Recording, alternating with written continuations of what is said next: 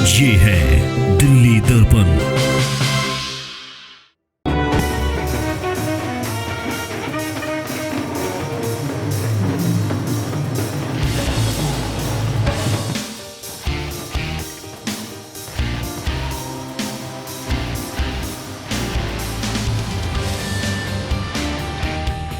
ये अपने विजन की बात है। चुने हुए जो हमारे प्रत्याशी होते हैं, जो लोगों के प्रतिनिधि चुने हुए जो होते हैं, चाहे वो एमपी हो चाहे वो एमएलए हो, उनके पास में विजन होना चाहिए कि क्षेत्र का जो मौलिक ढांचा है उसको कैसे बेहतर बनाए।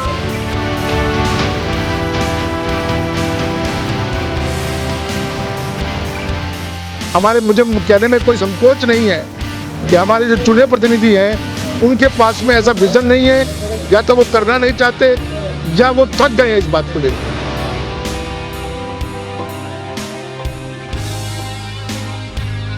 तो हम लोग सब अपेक्षा कर रहे हैं कि कांग्रेस पार्टी अब की बार हरिशंकर जी को लोकसभा का यहाँ से मौका दे लड़ने का, और डेफिनेटली वो जीतेंगे। मैं तो चाहूंगा, देखो अगर दोनों पार्टी में गठबंधन होता है, अगर वो इसको रखते हैं तो उनकी प्रबल संभावना है जी।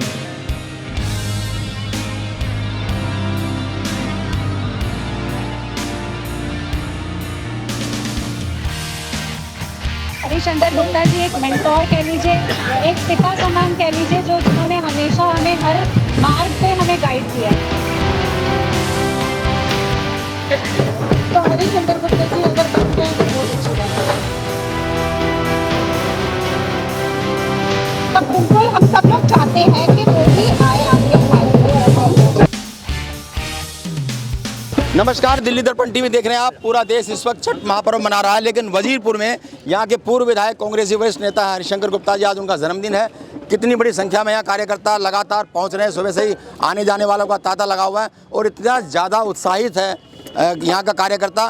क्या खास वजह है, इस पर भी हम बात करेंगे। क्या ये 5 राज्यों के जो चुनाव परिणाम जो बताए जा रहे हैं राजनीतिक पंडित, क्या उसको लेकर के उत्साह है, और इसके साथ साथ लोकसभा चुनाव का भी दस्तक दे चुके हैं और उसको लेकर के भी बहुत सारी उम्मीदें यहाँ के कार्यकर्ताओं को हैं। हरिशंकर जी, छठ की भी बधाई और सबसे ज़्यादा आपको जन्मदिन की बहुत बधाई, और बहुत उम्मीद कर रहे हैं यहाँ के कार्यकर्ता कि कुछ आगे बढ़े। अब देखिए, अभी तो आज तो जन्मदिन है। हाँ। और मैं धन्यवाद करता हूँ तमाम साथियों का जिन्होंने सुबह से आके ही मुझे बधाई दी है, हौसला बढ़ाया है, और मेरी कोशिश रहेगी हमेशा कि क्षेत्र के लिए और साथियों के लिए जो भी मेरे से योगदान बन पड़ सकता है मैं करता रहूँ। हरिशंकर गुप्ता, हरिशंकर गुप्ता।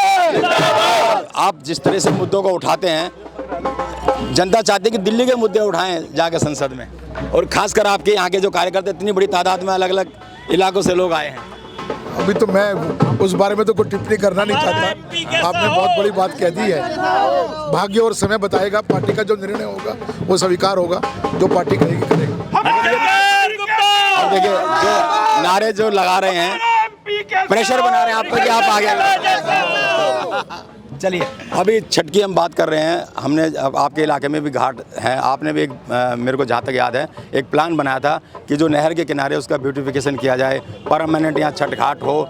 हर बार वहाँ पे राजनीति तो होती है, लेकिन हालत वही होती है, गंदे में जो पूर्वांचल के लोग हैं उनको छठ मनाना पड़ रहा है।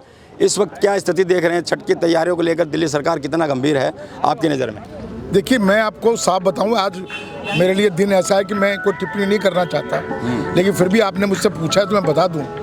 ये अपने विज़न की बात है। चुने हुए जो हमारे प्रत्याशी होते हैं, जो लोगों के प्रतिनिधि चुने हुए जो होते हैं, चाहे वो एमपी हो चाहे वो एमएलए हो, उनके पास में विज़न होना चाहिए कि क्षेत्र का जो मौलिक ढांचा है उसको कैसे बेहतर बनाया जाए। जब हम थे तो हमने विज़न के साथ में काम किया, प्लानिंग के साथ में काम किया, क्षेत्र के हर कोने में हमने काम किया, यही सोच के किया कि अब एमएलए का काम और सांसद का काम पार्कों में झूले लगाना नहीं है। उनका काम है जो मौलिक ढांचा है, मूलभूत ढांचा जो है वो उसको तैयार करें ताकि लोगों को सुविधा मिल सके, लोगों को राहत मिल सके। तो मैं तो वो मानता हूँ आज। लेकिन मुझे कहने में कोई संकोच नहीं है कि हमारे जो चुने प्रतिनिधि हैं उनके पास में ऐसा विजन नहीं है, या तो वो करना नहीं चाहते या वो थक गए हैं इस बात को लेके। जब आप विधायक थे बहुत सारी प्लानिंग थी और अंतिम चरण में थी, बड़ी बड़ी योजनाएं थी जो थोड़ी सी अधूरी रह गई, इस बात का मलाल है? क्या थी वो योजनाएं? नहीं, मलाल नहीं है। योजनाएं तो लगातार बनती रही, और बहुत सारी पूरी भी हो गई। देखिए एक था जहाँ झुके वही मकान अपने वो जगह दिया ना हमने। हाँ। वो देखिए जलियांवाला बाग में ये खड़े, हमारे जलियांवाला बाग के लोग खड़े हुए हैं। जलियांवाला बाग में 1500 लोगों के लिए बहुमंजिला मकान बने हैं, उसकी नींव रखी, उसकी शुरुआत हमने करवाई और बनना हमारे समय में शुरू हुआ। दिल्ली के अंदर ये 3 प्रोजेक्ट पास हुए थे, जिसमें से जलियांवाला बाग का एक प्रोजेक्ट था। कोई छोटी बात नहीं है, ये विजन था तो हमने इसलिए करवा के दिया इसको। और ऐसी बहुत सारी चीज़ें हैं जो हमने करवाई है और लाइन में बहुत सारी चीज़ें लगी हुई थी। अशोक विहार क्लब की बात थी, टेंडर हो गया, हाँ जी। टेंडर हो गया और बोर्ड लग गया उसका। उसके बाद में एमएलए हम नहीं रहे, आगे आने वाले एमएलए ने उसको फॉलो नहीं किया। आज भी अगर उसको फॉलो करें तो अशोक विहार क्लब बन सकता है। शालीमार बाग में क्लब है, रोहनी में क्लब है, प्रीतमपुरा पे क्लब है। अशोक विहार तो बहुत पुरानी और बहुत बढ़िया कॉलोनी, यहाँ पर क्लब क्यों नहीं बनना चाहिए। इसी प्रकार की बहुत सारी योजनाएं जो थी, अशोका गार्डन को मॉडल पार्क के रूप में हमने सैंक्शन कराया। आज भी सारे कागज़, सारे ऑर्डर मेरे पास है। लेकिन आने वाले जो लोग हैं उनको ये सोच के आगे बढ़ना चाहिए कि क्षेत्र के विकास की दिशा में अगर कोई अच्छा काम निर्णय लिया गया है तो उसको ये सोच के ना रोक दें या उस पर काम ना करें कि ये दूसरी पार्टी की जात में चली जाए। उसमें कोशिश उनकी होनी चाहिए कि उसको भी टेकअप करें और जो मदद हमसे मिल सकती है हम उनको मदद करेंगे। तो बहुत सारी योजनाएं यहाँ पर कामयाब हुई हैं। इंडस्ट्रियल एरिया के अंदर 20-20 साल से सड़कें नहीं बनी थी, चाहे वो बाहर की मेन रोड हो चाहे वो अंदर की हो। हमने वो लग के पीडब्ल्यूडी से 50 करोड़ रुपए खर्च करा के सड़कें बनवाई। आज वहाँ पर पहले जो रिक्शा ठेला जाता था वहाँ 1-1 मीटर के गड्ढों के अंदर से गुजरना पड़ता था उसको, उसकी जान निकल जाती थी। एक तो वजन लाद कर चलता था वो था, और दूसरा ये था कि जब गड्ढों से गुजरते थे तो जहाँ 5 मिनट में पहुँच सकता था वहाँ 1-1 घंटा लगता था। सारी सड़कें हमने बनवाई हैं, आज वहाँ शान से लोग चलते हैं। तो ये चीज़ें रुकिए अरे भाई रुक जाओ। एक पॉल्यूशन भी बहुत बड़ा इशू है पूरी दिल्ली में नहीं पूरे देश में। अशोक विहार सबसे पॉल्यूटेड एरिया रहा है। इस दिशा में कितने काम होने चाहिए थे आपकी नज़र में जो नहीं हुए? दिल्ली सरकार नाम की कोई चीज़ दिल्ली में नहीं है। 10 साल से हर साल का रोना यही है कि पॉल्यूशन जो है बहुत ज़्यादा बढ़ता रहा। ये मैं मानता हूँ कि दिल्ली की अपनी आबो हवा नहीं है। अगर ये लेफ्ट से चलेगी तो तब यहाँ पर फ़र्क पड़ जाएगा, राइट से चलेगी तब यहाँ फ़र्क पड़ जाएगा। उसके बाद भी दुनिया के बहुत सारे ऐसे शहर हैं जो बहुत पोल्यूटेड हैं, जहाँ पर इंतज़ाम किए गए हैं और पोल्यूशन बहुत कम रखा गया है। ऐसे प्रयास तो करते, लेकिन करेगा कौन? दिल्ली का जो सरकार का मुखिया है उसके पास तो समय नहीं है। 14 विभाग एक मंत्री को देख के रखे हुए हैं, उसके पास एक विभाग नहीं है। हमारा कहना यह है कि कम से कम पर्यावरण विभाग वो खुद देख लें, चलाएं उसको, तो हो सकता है कि कुछ फर्क पड़ जाए। अपने आप को पढ़ा लिखा बोलते हैं, समझदार विद्वान बोलते हैं, तो उनको दिल्ली वालों की कोई परवाह नहीं है। वो तो देश के प्रधानमंत्री बनना चाहते हैं, उसी जल्दीबाजी में लगे हुए हैं। देखिए आपके पास विजन है, काबिलियत है, योग्यता है और शायद यही वजह है कि ये चाहते हैं कि कुछ अच्छा हो दिल्ली के लिए और उम्मीद कर रहे हैं। इशारा समझ रहे होंगे आप? नहीं बिल्कुल है। देखिए मेरा 40-45 साल का राजनीतिक जीवन है और जितना समय बचा है मेरे जीवन का इसी काम में, समाज सेवा में और राजनीति में लगाना है। मैं समाज सेवा को ही राजनीति को दूसरा रूप मानता हूँ। समाज सेवा में जो लोग रहेंगे वही राजनीति करना चाहिए, उन्हीं को करना चाहिए। आज की राजनीति की परिभाषा बदली हुई है बिल्कुल। पहले राजनीति में आने से पहले आदमी ये पूछता है कि मुझे मिलेगा क्या, मुझे कौन सा पद मिलेगा। ये गलत है, ऐसा नहीं होना चाहिए। आपकी नींव समाज सेवा पर ही आधारित होनी चाहिए। देखिए कार्यकर्ता कितना मानते हैं और कितना आपको प्रोसेस कर रहे हैं, लेकिन चांदनी चौक की हम बात करें बहुत बड़ा है। आपका तो लंबा अनुभव रहा है पूरे इस क्षेत्र में, उसके बारे में थोड़ा सा बताइए। देखिए चांदनी चौक पार्लियामेंट जो है उसमें 40-45 साल का जो मेरा तजुर्बा है उससे राजनीतिक पहचान तो बनी है। कम से कम किसी भी पार्टी का कार्यकर्ता या सामाजिक कार्यकर्ता या दूसरे लोग अच्छी तरह से परिचित रहते हैं। पार्लियामेंट में कपिल सिब्बल जी के समय में काफ़ी काम हुआ है, मैं इस बात से इनकार नहीं करता। हमारे क्षेत्र को भी बहुत पैसा दिया, बहुत काम करवाया। कभी हमारी कांग्रेस पार्टी को मौका मिलेगा और हमारा आदमी जीतेगा तो उस काम को हम आगे बढ़ाएंगे। आपको क्या लगता है चांदनी चौक में ऐसे क्या मुद्दे हैं जो प्राथमिकता पे हल होने चाहिए जो उन्होंने नहीं किए? लगातार 10 साल से तो बीजेपी भी है। देखिए सबसे बड़ा मुद्दा जो है, जो हमने टेकअप किया था कि जहाँ पर भी झुग्गी क्लस्टर्स हैं उनको वहीं पर मकान बना के दिए जाए, उसमें हमें कामयाबी मिली। जलियांवाला बाग में हमने किया, हमने अपनी विधानसभा में जे कॉलोनी के अंदर प्रोग्राम बना लिया था, उसके लिखा पढ़ी भी हो गई, टेंडर भी उसके हो गए। लेकिन बहुत सारी बातें ऐसी होती हैं जिसके लिए समय चाहिए, इन चीज़ों में बहुत समय लगता है। चांदनी चौक के तो अंदर भी जहाँ पर भी ये चीज़ें हैं, वहाँ पर प्राथमिकता इस बात की रहनी चाहिए कि उनको पहले से बसाया जाए, उनको पहले सुविधा दी जाए, बिजली पानी दिया जाए, खेलने के मैदान दिए जाएँ, डिस्पेंसरी लोकल ट्रांसपोर्ट दी जाए। उन लोगों के लिए सोचना बहुत ज़रूरी है। बाकी जो समय समय पर मुद्दे आते रहेंगे उसके लिए तो काम करता रहेगा चारी चौक का जो भी प्रतिनिधि चुनकर जाएगा। इस वक्त हमारे साथ मौजूद है पंकज शर्मा, चुनाव लड़ चुके हैं यहाँ से नगर निगम का इस इलाके में। मैं देख रहा हूँ कि इस बार आपने भी फोटो लगा रखी है हरिशंकर गुप्ता जी से, जन्मदिन की आपने बधाई भी दी है, कुछ उम्मीद भी कर रहे हैं इस बार उनसे? कुछ बिल्कुल उम्मीद कर रहे हैं। बहुत लोग, खैर ये राजनीतिक मौसम नहीं है और माहौल भी नहीं है, लेकिन फिर भी क्योंकि आपने राजनीतिक प्रश्न किया है, तो जिस तरीके से देश का माहौल है इस समय लोग चाहते हैं कांग्रेस आए, और हमारे भी लोकसभा के लोगों की इच्छा है कि हमारे अभी तक तो विधानसभा का प्रतिनिधित्व कर रहे हैं हरिशंकर जी, तो इसी तरह लोकसभा में भी हमारा प्रतिनिधित्व करें। और दिल्ली के लोगों को इच्छा है एक इंटेलेक्चुअल आदमी, एक दूरदर्शी आदमी, एक काम करने वाला आदमी चाहिए।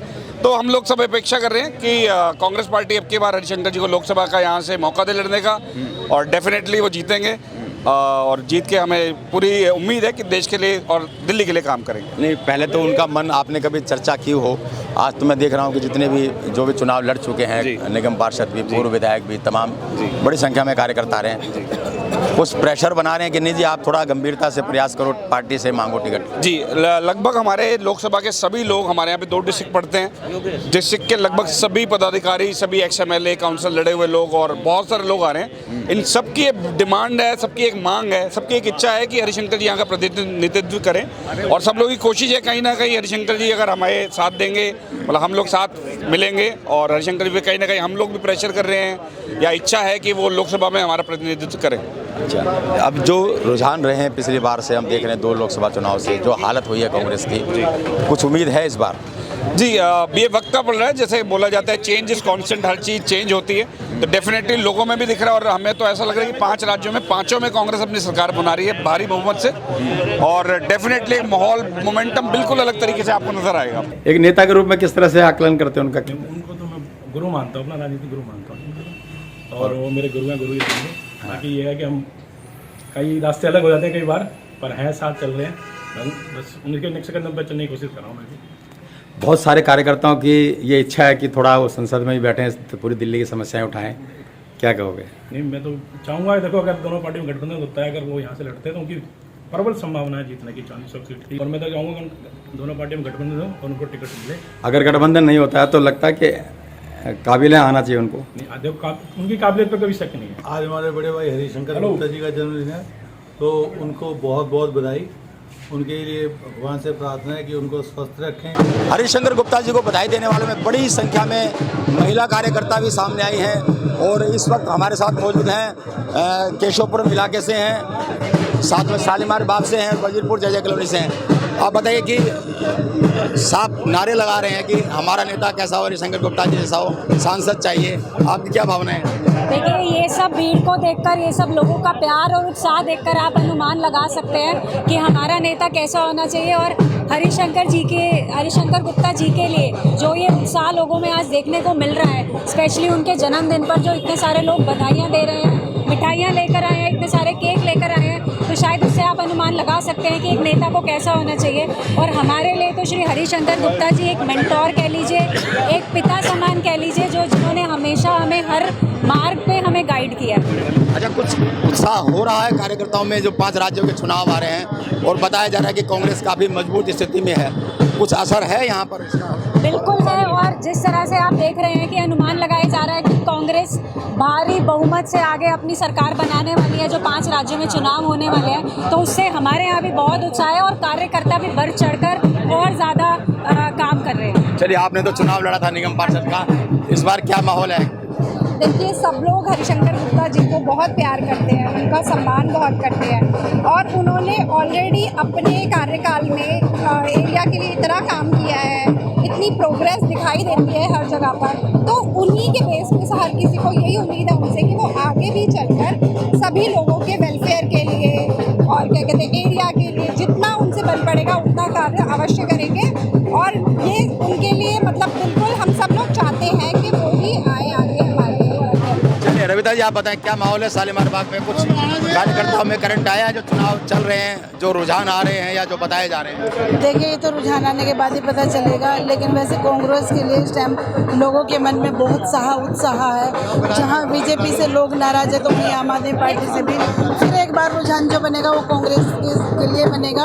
और हरिशंकर गुप्ता जी की बात करें तो वो बहुत लोकप्रिय नेता है हमारे। आप शालीमार बाग से आती हैं तो शालीमार बाग में तो बड़ा चुनौती रहता है, कांग्रेस को बहुत ज़्यादा मशक्कत वहाँ करनी पड़ती है। देखिए, मशक्कत इसलिए नहीं करनी पड़ेगी क्योंकि हरिशंकर गुप्ता जी को अगर पार्टी टिकट देती है तो हरिशंकर गुप्ता जी की जो लोकप्रियता है ना वो बहुत ज़्यादा है, क्योंकि चुनाव में कहीं ना कहीं लोग पार्टी के साथ साथ कैंडिडेट को भी देखते हैं। तो हरिशंकर गुप्ता जी अगर बनते हैं तो बहुत अच्छी बात है।